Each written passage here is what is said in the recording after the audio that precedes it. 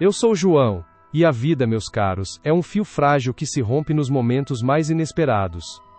Hoje, aos meus 87 anos, carrego não apenas as marcas do tempo em meu rosto enrugado, mas também a ferida aberta de uma traição que jamais imaginei sentir. Minha história não começa com glórias ou feitos grandiosos, mas com a amargura de ser descartado por aqueles a quem dediquei cada batida do meu coração. Um abandono cruel que me deixou à deriva, em um mar de desolação. Preparem-se para mergulhar nesta verdade nua e crua, e se a coragem lhes permitir, fiquem e descubram as profundezas de um coração partido, e quem sabe, inscrevam-se para que mais dessas verdades não se percam no esquecimento. A cena ainda se desenha com clareza cristalina em minha mente, as cores vívidas e o silêncio ensurdecedor daquele dia fatídico. Aconteceu na sala de estar, um cômodo que outrora transbordava risos e afeto, agora palco de um drama silencioso e devastador. Os móveis antigos, herança de gerações, pareciam testemunhas mudas de minha humilhação, e o sol da tarde, filtrado pelas cortinas de renda, projetava sombras longas e ameaçadoras sobre o tapete persa, onde meus próprios sonhos pareciam se desmanchar em pó. Foi logo após o almoço de domingo, um ritual sagrado que por décadas uniu nossa família. Meu filho Carlos, com a postura rígida e o olhar distante, começou a falar sobre o futuro, um futuro onde percebi com um calafrio na espinha. Não havia espaço para mim. As palavras, inicialmente suaves e recheadas de eufemismos, foram ganhando um tom de finalidade, como sentenças proferidas sem apelo, enquanto minha nora, sentada ao lado, apenas assentia com uma frieza calculada que me gelou até os ossos. Pai, já não temos condições de cuidar do Senhor, disse ele, as palavras cortando o ar como lâminas afiadas, enquanto desviava o olhar, incapaz de enfrentar a dor que infligia. É melhor para todos que o Senhor vá para a casa de repouso, lá terá o cuidado profissional que merece, longe dos transtornos que sua presença nos causa agora. A crueldade de suas palavras, a forma como me transformou em um transtorno, ressoou em cada fibra do meu ser, um eco de ingratidão que parecia rasgar meu peito em 1000 pedaços. Um choque elétrico percorreu meu corpo envelhecido, paralisando-me e deixando-me sem ar. A dor, uma pontada aguda e inconfundível, irrompeu no centro do meu peito, mais intensa do que qualquer ferimento físico que já havia suportado. Minhas mãos tremeram incontrolavelmente, e um nó se formou em minha garganta, sufocando qualquer tentativa de resposta, qualquer apelo desesperado que pudesse surgir. Era como se o chão sob meus pés tivesse desabado, engolindo todas as minhas certezas e esperanças. Senti-me como um objeto velho e quebrado, empurrado para o canto, inútil e sem valor, um fardo a ser removido o mais rápido possível. A sensação de ser descartado, de ter minha existência reduzida a um inconveniente, era mais humilhante do que a própria dor física, corroendo minha dignidade e o sentido de tudo que eu havia construído.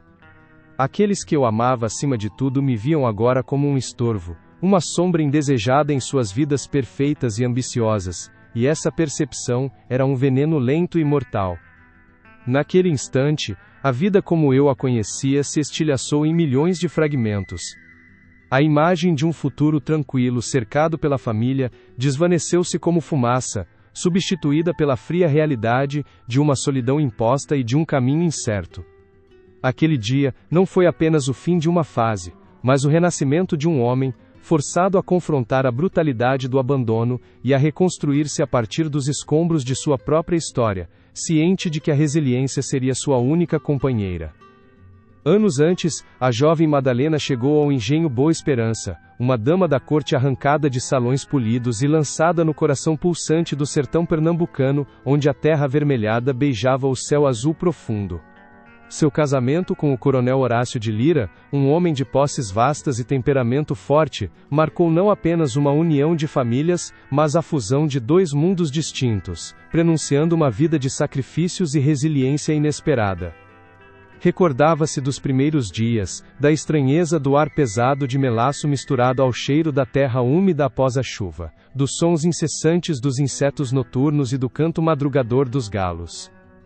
Abandonou os vestidos de seda e os gracejos da capital por saias de algodão, e a realidade crua da vida rural, observando Horácio comandar seus homens com uma autoridade que era ao mesmo tempo temida e respeitada, forjando um império de açúcar com suor e ferro.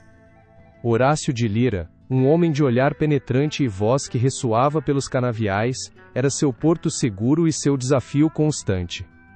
Ele a via como um lírio delicado, mas Madalena, com sua inteligência aguçada e espírito indomável, rapidamente provou ser mais do que uma mera esposa decorativa.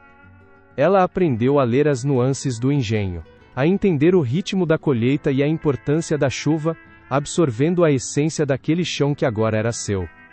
Cenas vívidas de celebrações no terreiro do engenho ressurgiam em sua mente, onde a música de rabecas e pandeiros embalava noites de São João, com fogueiras crepitantes iluminando rostos suados e risos contagiantes.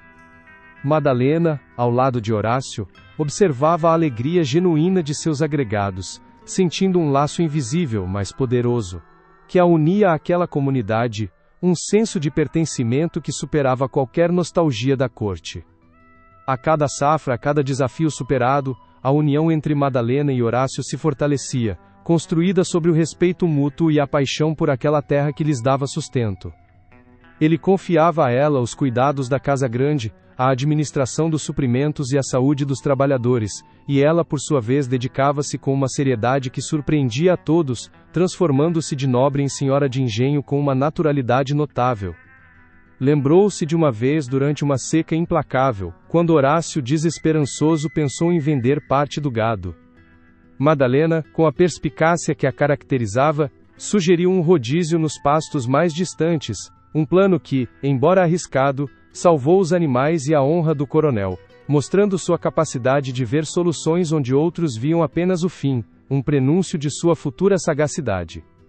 Apesar da rigidez do ambiente e das duras realidades da época, Horácio cultivava um lado protetor e carinhoso para com Madalena, especialmente em momentos de intimidade.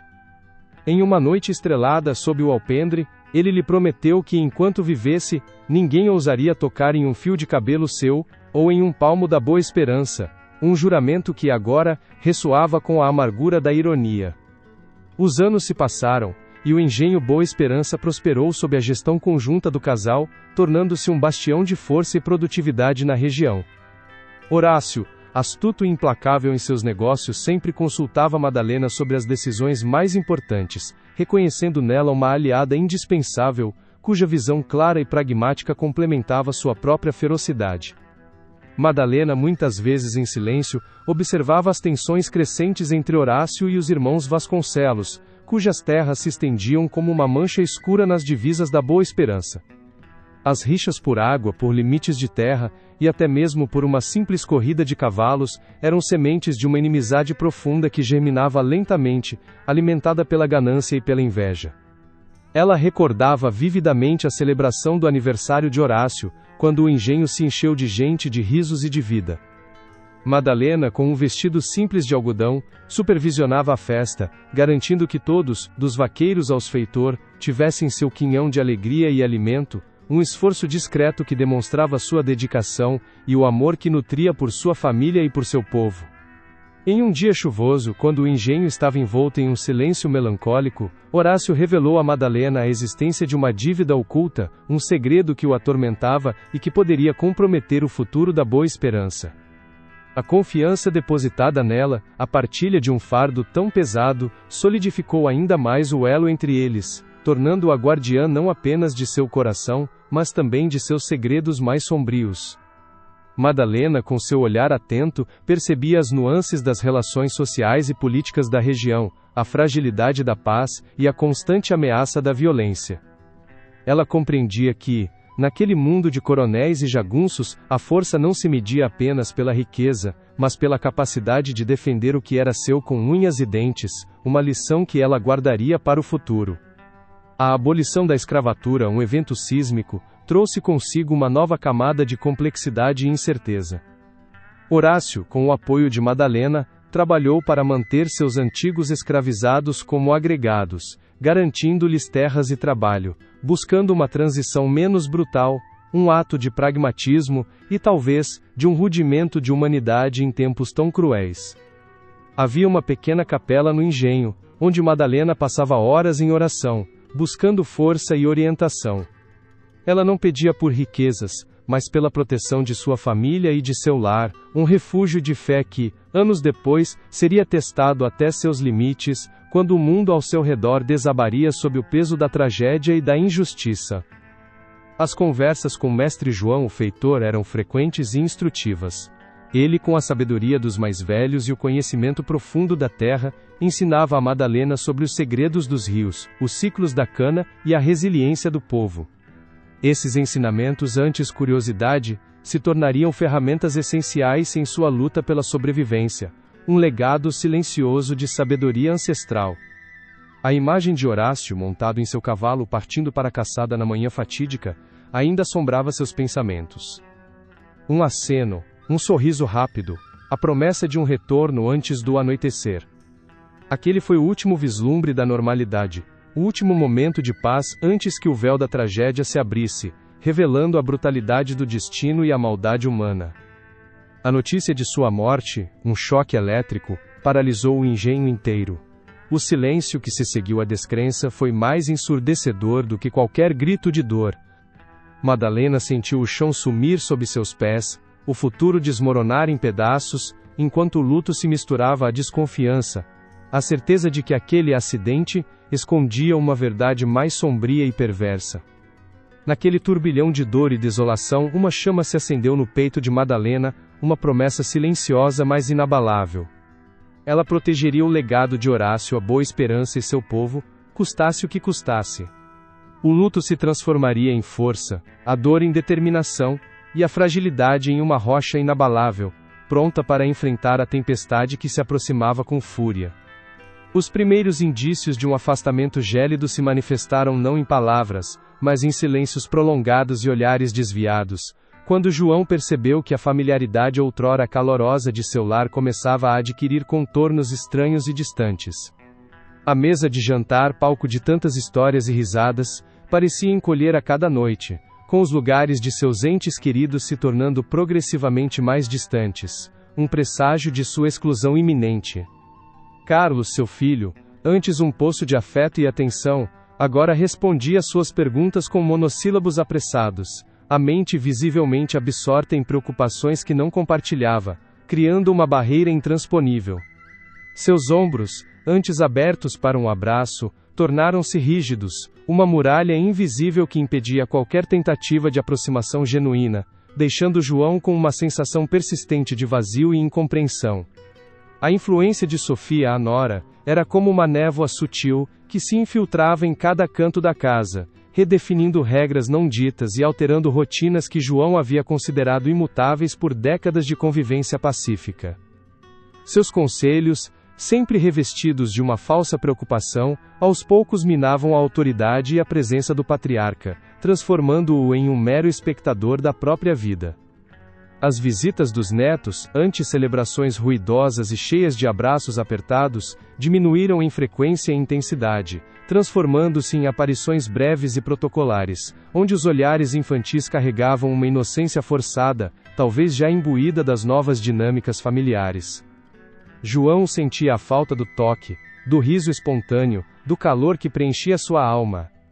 Os pequenos rituais diários, como a xícara de café compartilhada pela manhã, ou a leitura do jornal comentada ao entardecer, foram silenciosamente abolidos, substituídos por uma pressa inexplicável e uma série de compromissos inadiáveis.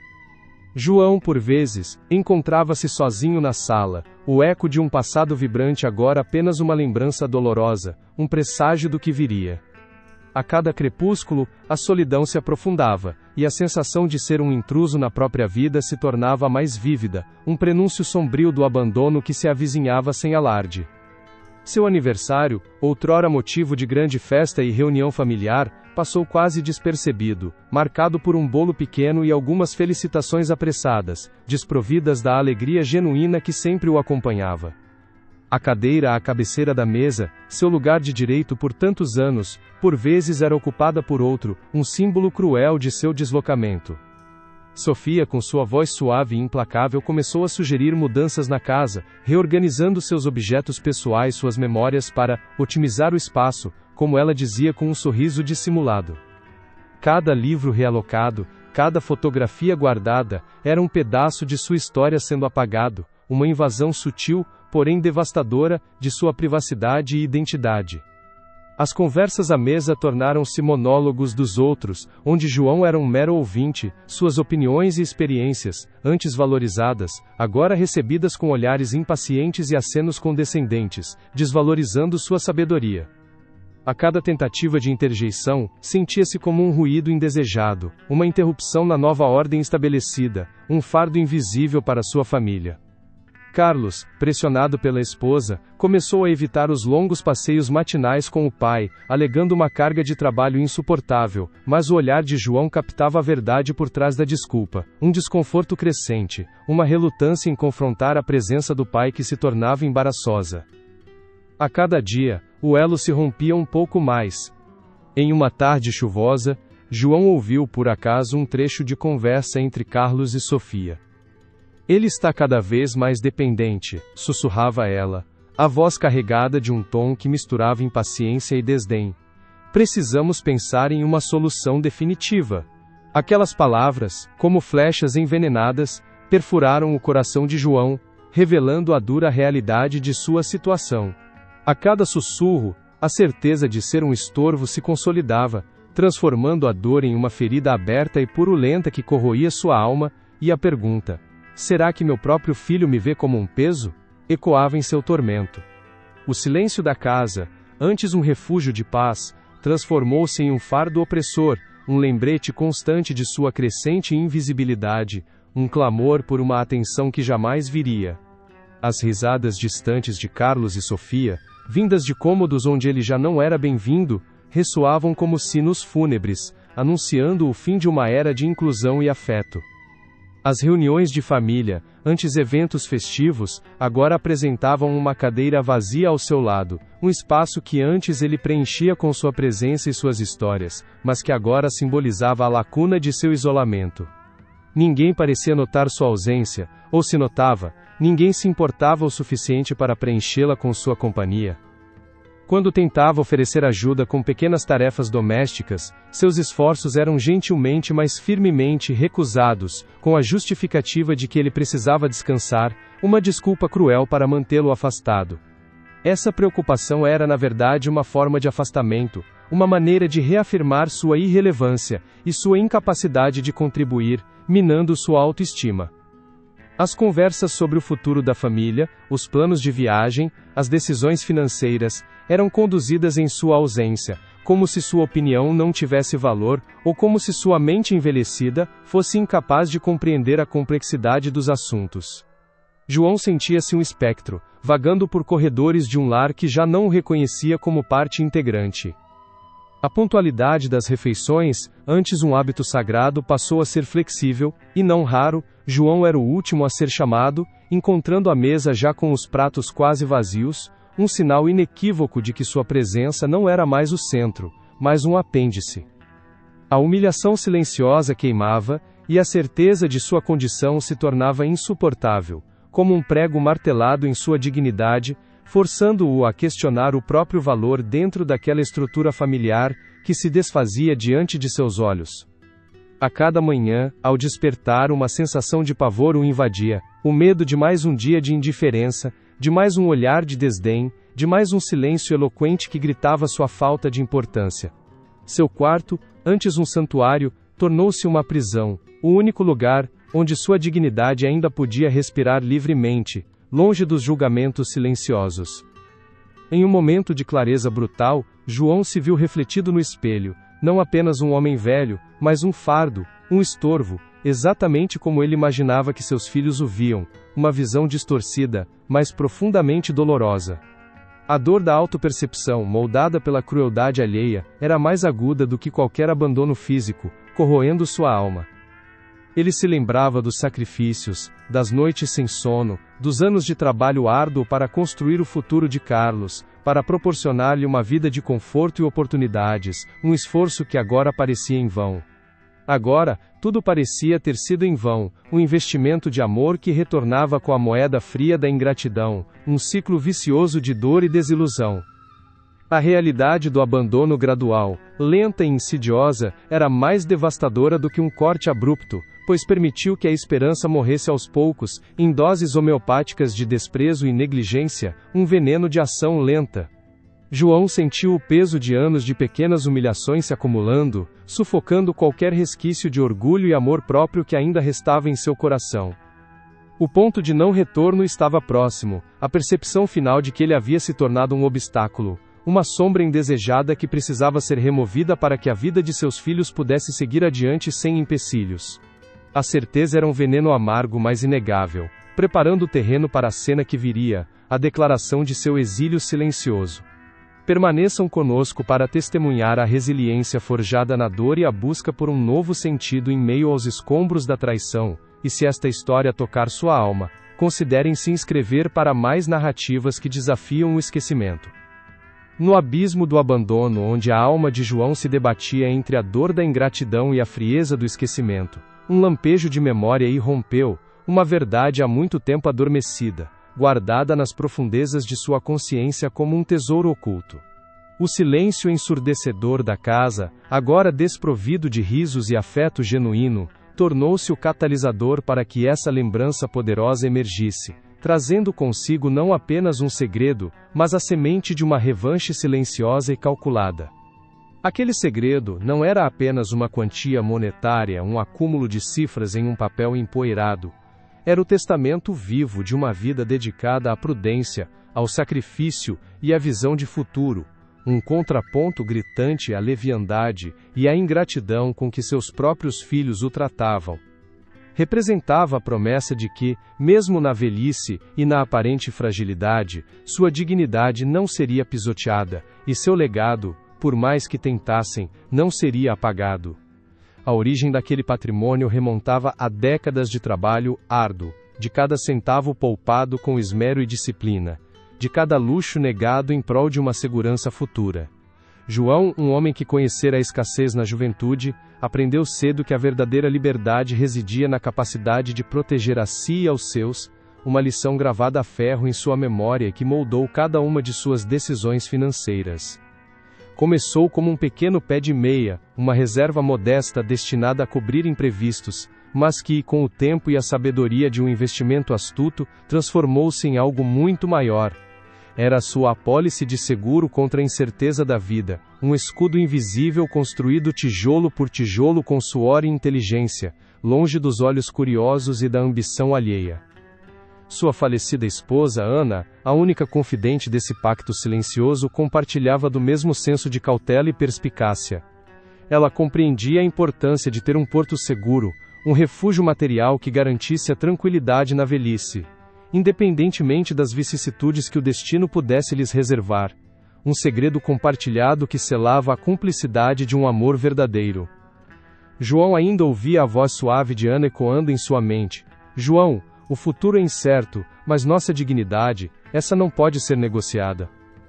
Aquelas palavras, proferidas em uma noite estrelada sob o alpendre da casa, tornaram-se o mantra que o guiou por todos esses anos, justificando a discrição e a firmeza com que guardou aquele trunfo. O segredo se materializava em um portfólio de investimentos diversificados, meticulosamente gerenciado ao longo de mais de 40 anos por um advogado de confiança, com propriedades rurais em uma região distante, além de participações em fundos de pensão e algumas ações de empresas sólidas. Não era apenas dinheiro, era terra, era futuro, era a materialização de uma vida de trabalho e visão. A quantificação exata daquele patrimônio faria os olhos de Carlos e Sofia faiscarem de espanto e remorso. Avaliado em mais de 7 milhões de reais, entre terras valorizadas, aplicações financeiras e outros ativos, aquele montante representava uma fortuna considerável, capaz de proporcionar a João uma vida de conforto e independência, muito além do que seus filhos jamais conceberam. Ele manteve o segredo de Carlos e Sofia não por desconfiança, mas por um desejo genuíno de protegê-los da pressão das expectativas, da tentação da ambição desmedida, e da possibilidade de que o dinheiro fácil pudesse corromper seus valores. João acreditava que a vida deveria ser construída com o próprio esforço, sem a sombra de uma riqueza oculta. Seus filhos, cegos pela própria visão de mundo e pela arrogância de sua modernidade, jamais suspeitaram da profundidade da inteligência e da perspicácia financeira de seu pai. Eles o viam como um ancião dependente, um resquício de um tempo passado, incapaz de compreender as complexidades do mundo contemporâneo, subestimando-o de forma cruel e irônica. Para eles, João era um fardo, uma figura empoeirada que ocupava espaço e exigia cuidados, um homem que precisava ser descartado para que pudessem seguir suas vidas perfeitas. A ideia de que ele pudesse ser o detentor de uma fortuna tão substancial era algo impensável, um cenário que jamais cruzaria suas mentes egocêntricas e limitadas. João recordava-se vividamente das inúmeras vezes em que tentou oferecer conselhos sobre investimentos ou gestão de recursos, apenas para ser recebido com olhares impacientes e sorrisos condescendentes. "Pai, o senhor não entende mais essas coisas", dizia Carlos, com uma falsa gentileza que disfarçava a real intenção de desqualificar a sabedoria do velho. A percepção daquele segredo, agora desenterrado de sua memória, empoderava João de uma maneira avassaladora, transformando-o de vítima passiva em um estrategista silencioso. A fragilidade aparente de seu corpo envelhecido escondia uma mente afiada, pronta para orquestrar uma reviravolta que ninguém, especialmente seus filhos, seria capaz de prever. Esta revelação operava uma inversão moral brutal. A ganância e o desprezo de Carlos e Sofia colidiriam de frente com a sabedoria profunda e a previdência de um homem que eles consideravam insignificante. A humilhação que lhe impuseram seria retribuída com uma lição de vida que marcaria suas almas, uma justiça poética que se desenharia lentamente. Este segredo não era meramente uma questão de riqueza material, era a manifestação de sua agência, de sua voz silenciada, da prova irrefutável de seu valor e de sua capacidade, meticulosamente preservada ao longo dos anos. Era sua resposta definitiva àqueles que ousaram diminuir sua existência, um ato de resistência contra a invisibilidade imposta. Um fogo frio e resoluto acendeu-se nos olhos antes marejados de João, enquanto sua mente idosa, mas ainda brilhante, começava a traçar os contornos de um plano. Aquele patrimônio oculto seria sua arma mais potente, um instrumento de retribuição que revelaria a verdadeira face de seus filhos e lhes imporia as consequências de seus atos, com a precisão de um cirurgião. Ele visualizava o choque em seus rostos, a incredulidade inicial que se transformaria em desespero, e finalmente na dolorosa compreensão do erro colossal que haviam cometido ao subestimá-lo. Seria uma catarse para sua alma ferida, um momento de virada onde o oprimido se ergueria, silencioso e implacável, para reivindicar sua dignidade. O palco estava montado não para a aniquilação de João, mas para um meticuloso contra-ataque, um testemunho vibrante da força duradoura e da inteligência inabalável de um homem que se recusava a ser um mero fantasma em sua própria casa. A injustiça sofrida seria o motor de uma jornada que agora prometia um desfecho de justiça e soberania reconquistada. No abismo da traição, a mente de João, antes nublada pela dor, encontrou uma clareza cristalina, um propósito inabalável, que transcendia qualquer desejo de vingança mesquinha.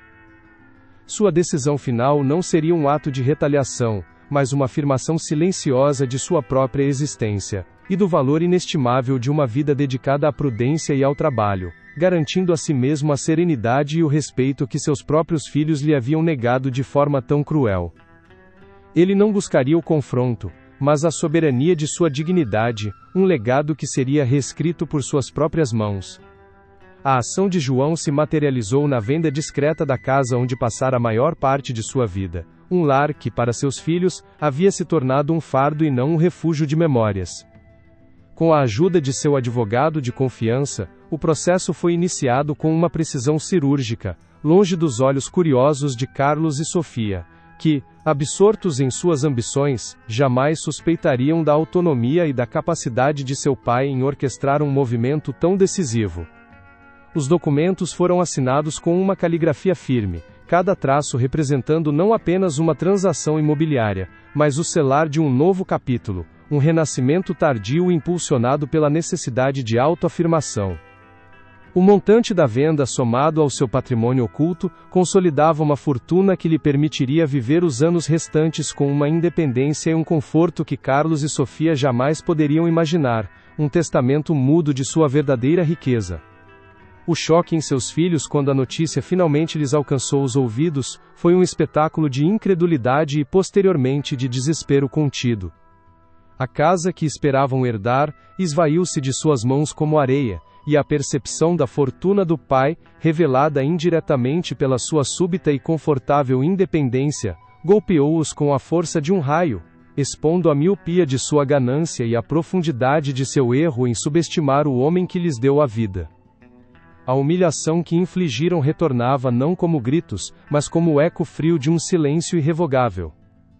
João, por sua vez, encontrou um novo lar em um pequeno e elegante apartamento, cuidadosamente escolhido para oferecer conforto, segurança e, acima de tudo, a paz que tanto almejava. Cercado por seus livros e recordações mais preciosas, ele redescobriu a alegria dos pequenos prazeres, das manhãs tranquilas e das tardes dedicadas à contemplação. Sem a sombra da indiferença ou o peso da expectativa alheia, um santuário de serenidade. Ali em seu refúgio, João reafirmava diariamente o verdadeiro valor de sua jornada e de seu trabalho, não medido por posses ou pelo reconhecimento alheio, mas pela integridade de suas escolhas, e pela preservação de sua essência. Sua vida, antes vista como um fardo, florescia agora como um exemplo de resiliência e sabedoria, uma prova de que a dignidade, uma vez recuperada, brilha mais forte do que qualquer fortuna perdida ou qualquer afeto negado. A imagem final de João sentado à janela observando o sol se pôr com um sorriso sereno nos lábios, simbolizava a vitória silenciosa de um homem que se recusou a ser apagado, um farol de autonomia e força em meio à tempestade da vida. Sua história, um lembrete vívido da importância de honrar os nossos, ecoa como um chamado atemporal. Se você sentiu a força desta jornada, compartilhe-a, inscreva-se, e deixe seu comentário, pois cada voz que se ergue mantém viva a chama da dignidade e da justiça.